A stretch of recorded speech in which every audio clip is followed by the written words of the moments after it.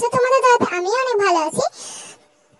আজকে আবার চলে এসেছি লাভ জিহাদের একটা নেক্সট পার্ট নিয়ে, একটা নতুন সিজন। আশা করি এই সিজনটা তোমাদের অনেক ইউনিক আর অনেক সুন্দর লাগবে। তো আমি এখন তো বলতে পারছি না তোমাদের কেমন লাগবে। তো যাই হোক, বেশি কথা না বলে চলো সরাসরি আমরা গল্পে চলে যাই। এখন গল্পে তে পড়ার টেবিলে বসে কারোর জন্য অপেক্ষা করছে।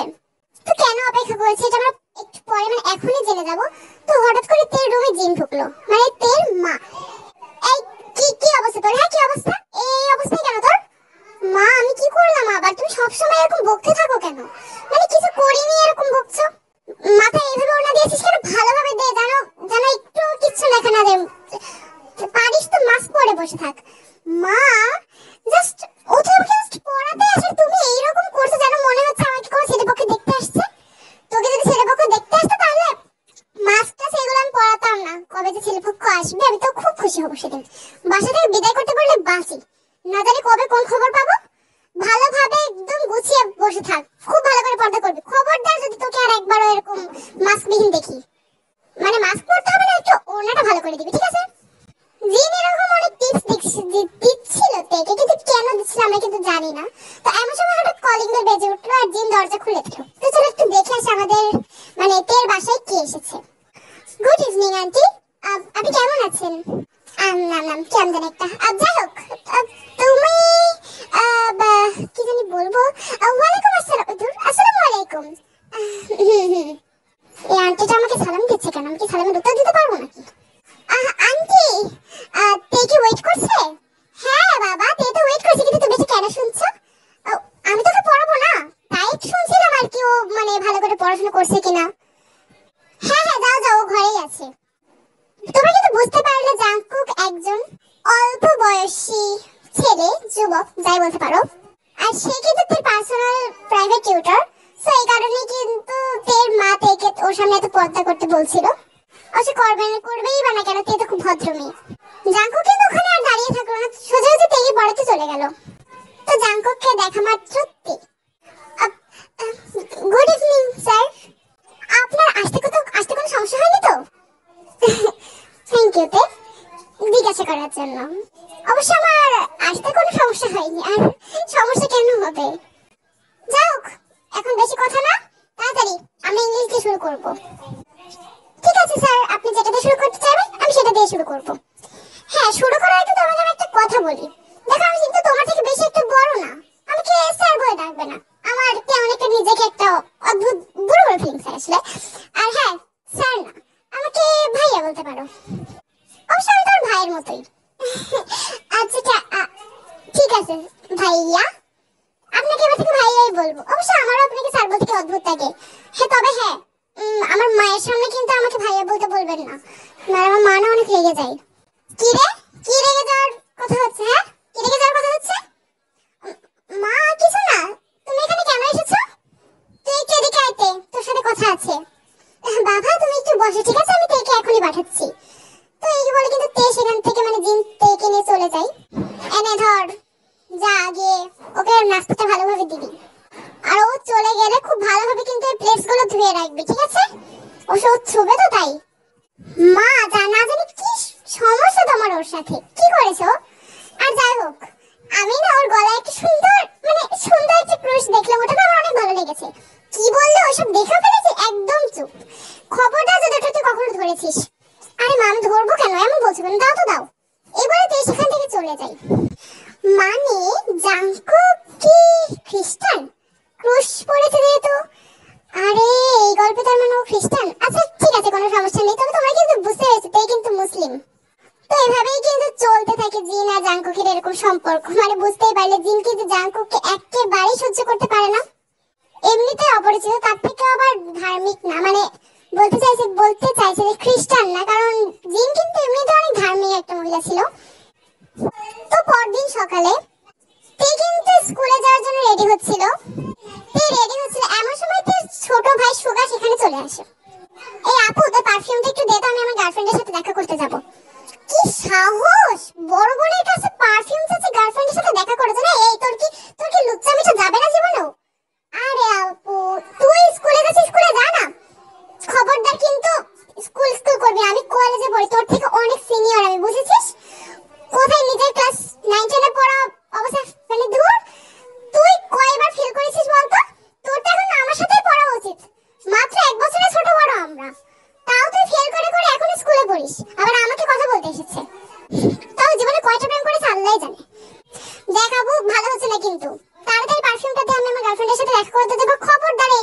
হবে না। নিজে স্কুলে পড়ে মানে নিজে ফেল করে আবার আমাকে বলছে। মা দেখো সুগা কিন্তু আমাকে বারবার খেপাচ্ছে, আর তুমি জানো ওর কয়টা গার্লফ্রেন্ড আছে? এই মা দেখো তে ওর বয়ফ্রেন্ডের সাথে দেখা করতে যাচ্ছে বলে আমার কাছে পারফিউম দিচ্ছে না। তো তে আর সুগার কিন্তু এরকম ঝগড়া ঝামেলা সবসময় চলতেই থাকে। জিন কিন্তু এটা একেবারেই কানে নেয় না, যতই ডাকুক না কেন। আর সুগা কিন্তু ফেল করেছে, ফেল করে করে মানে তের থেকে 1 বছরের ছোট, কিন্তু এখন স্কুলে পড়ে। কারণ তের কথা অনুসারে আমরা বুঝতে পারি যে সুগা ফেল করে করে এখনো স্কুলে পড়ে, তাই কলেজে উঠতে পারেনি। তো যাই হোক ওদের ম্যাটার ওরাই মিলিয়ে নেবে।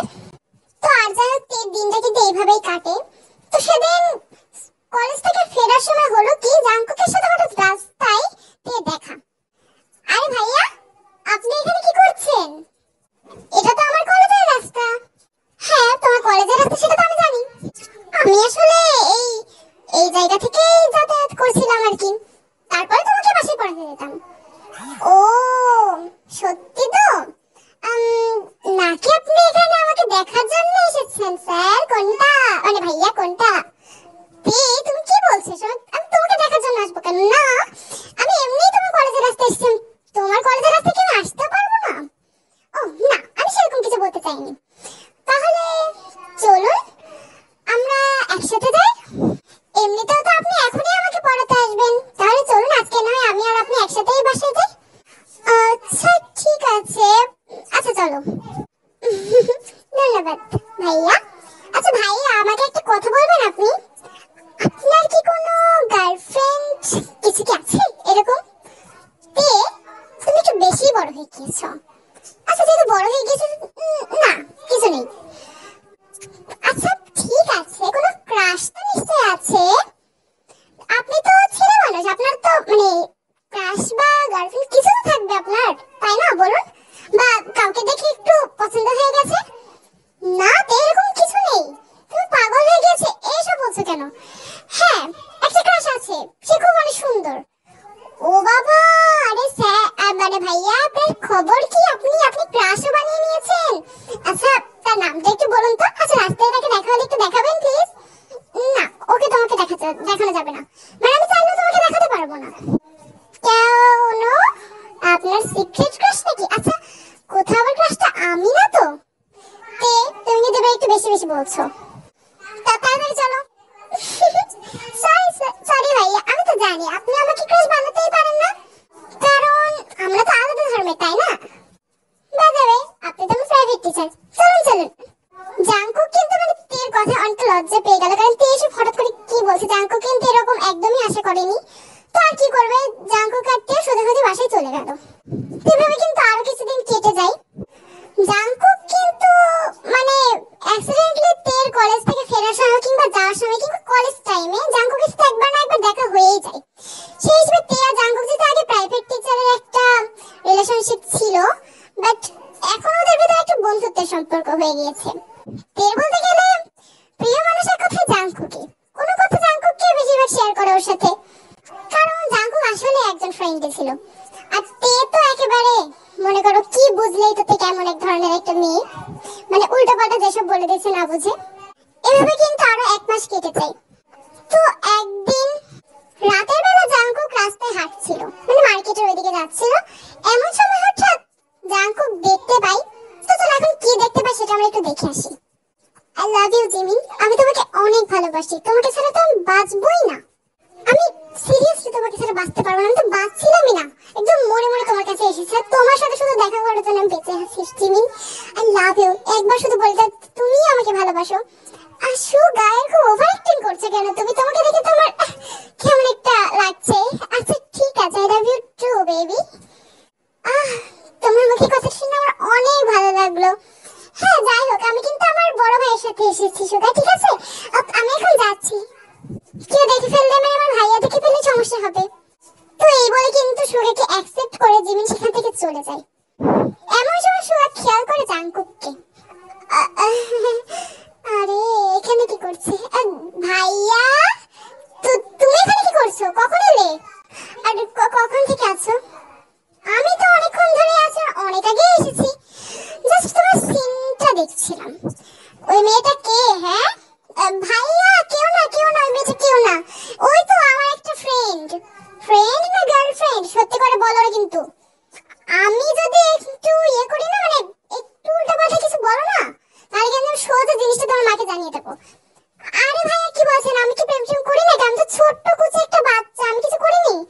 ও আসলে আমার ফ্রেন্ড জাস্ট ফ্রেন্ড, আর কিছু না। আচ্ছা একটা কথা বলো, গার্লফ্রেন্ডটা কোথা থেকে জুটিয়েছো? হ্যাঁ, আর আচ্ছা ঠিক আছে, তুমি বলো আমাকে সত্যি কথা, আমি তোমাকে কিছু বলবো না, কিছুই বলবো না, কাউকে কিছু বলবো না, জাস্ট দুজনের মধ্যে সিক্রেট। সত্যি তো? হ্যাঁ, ও আমার গার্লফ্রেন্ড। কেন ভাইয়া, আপনি এসব জানতে চাইছেন কেন? আপনারও কি কিছু আছে নাকি, নাকি কিছু বানাতে চান? না কিছু তো নেই, কিন্তু কিছু বানাতে চাই, মানে বানাতে চাই না আর কি, এরকম কিছু, বুঝতে তো পারছো নিশ্চয়ই। ও আচ্ছা, ক্রাশ বলে নাকি? আচ্ছা ঠিক আছে, বুঝেছি। তো এখন সেই ভাগ্যবান মেয়েটির নাম কি? আই মিন ভাগ্যবতীটা কে?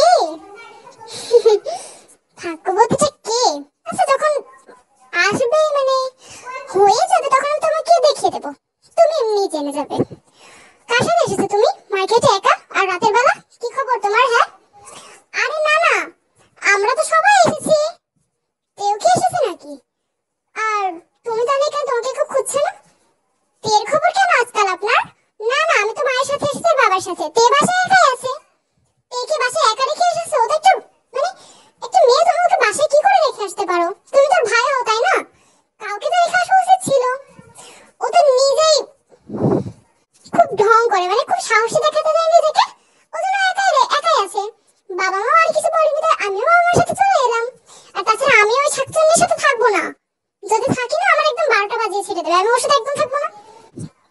তা ঠিক আছে, কিন্তু একা রাখবেন, এরকম একা রাখতে হয় না। তুমি ওর সাথে থাকবে, না হয় অন্য কাউকে রেখে আসতে পারতে। আচ্ছা যাই হোক, তুমি যাও, তোমার খুঁজতে থাকবে, ঠিক আছে? আর আমি যে আমার সাথে তো তোমার দেখা হয়েছে, কিন্তু কাউকে বলবে না। আহ কিন্তু ভাইয়া কেন কাউকে বলবো না, মানে কাউকেই কি বলবো না? এমন একজন তো আছে না যাকে বলবো। সুগা তুমি একটু বেশি কথা বলো, তোমার বোনের মতো একদম। যাও যাও যাও, কাউকে বলবে না। তুই বলে কিন্তু জাংকুক সেখান থেকে চলে যায়। তো এভাবে কিছুদিন কেটে গেল। তো একদিন রাতের বেলা জাংকুক পড়ে যাওয়ার পর এমন সময় আরেম বাসায় ফিরছে। জাংকুক কিন্তু অলরেডি চলে গিয়েছে। আর তে আসলে ভুলবশত জাংকুককে বাই দিয়ে ফেলেছে, কেননা ও কিন্তু এসব সালামের উত্তর দিতে পারবে না। তো জাংকুককে, মানে জাংকুক যেহেতু এসব সালামের উত্তর দিতে পারবে না, তো তে কিন্তু ওকে দেয় না, মানে মনে মনে দিয়ে দেয়। বাট এমনিতে ওর প্রকাশ্যে বাই হাই এসবই বলে, বাট এইগুলো কিন্তু জিন আরেমের একদমই সহ্য হয় না। আরেম কিন্তু এই ফার্স্ট দেখলো, কারণ ও কিন্তু বাসা থেকে না, যেহেতু একজন বিজনেসম্যান। এটা কি হচ্ছিল তে? ও তোর প্রাইভেট টিচার, তুমি এভাবে বললে কেন? ওকে বাই দিলে কেন? বাবা, ও তো খ্রিস্টান তাই না? ও কি আমার সালামের উত্তর দিতে পারবে? দিতে পারুক না পারুক, তুমি দিবে? মায়ের কাছ থেকে কিছু শেখোনি নাকি? আরে বাবা, ওই সালামের উত্তর আমি তো মনে মনে সালাম দিয়ে দিই। ও যখন উত্তর দিতে পারবে না, আমার বলে কি কোনো লাভ আছে নাকি? অবশ্য আমি বলি, তারপরে প্রকাশ্যে একটু বাইটা বলে দিলাম। আমি আগে কখনো বলিনি, এইবার বললাম। মুখে মুখে তর্ক করছে তাই না? মেয়ের একটু খেয়াল রাখছো তুমি? আমাকে বলছিস সব তুমি? কতবার তো বলেছি, বড় হয়ে গিয়েছে, বিয়েটা দিয়ে দাও। এই শুরু হলো আরেক কথা। আমি ওকে বিয়ে কিভাবে দিব? কলেজে পড়ে একটা মেয়েকে বিয়ে করবো? ওকে কোনো শিক্ষিত মানুষ পাবে না যদি ওকে বিয়ে করতে হয়, মানে বিয়ে দিতে হয়। উফ উফ, তোমাকে এটা বলাটাই, মানে বলাই বাহুল্য।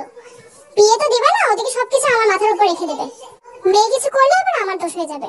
খবরদার কিন্তু দোষ আমাকে দিবে না। আর তুই এখানে দাঁড়িয়ে দাঁড়িয়ে কি করছিস? যা ঘরে যা। কিন্তু আর মুখের উপর তর্ক করলো না, সোজাসুজি রুমে চলে যাই। এখন রুমে যাওয়ার পর সেখানে সুগা আসে। কি রে, মন খারাপ নাকি তোর? তোর সাথে এখন কথা বলার আমার ইচ্ছা নেই, যা এখান থেকে। আরে আমাকে তাড়িয়ে দিচ্ছিস কেন? কিছু বললাম নাকি? অবশ্য বাবা মা এটা ঠিক করছে না, তোর এত তাড়াতাড়ি বিয়ে দেওয়াটা আসলে উচিত না, মানে এ বিষয়ে ভাবাটা উচিত না।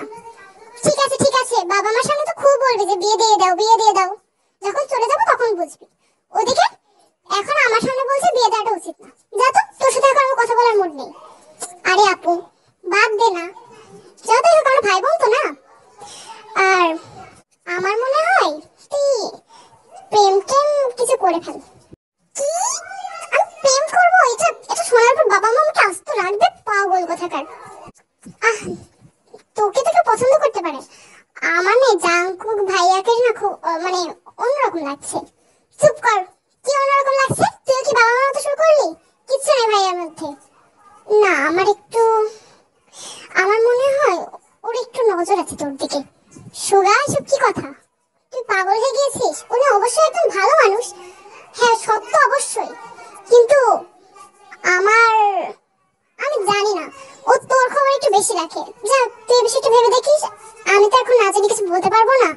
এই বলে কিন্তু তোর মনে সন্দেহ ধরিয়ে সুগা সেখান থেকে চলে যায়। আসলে কি তাই?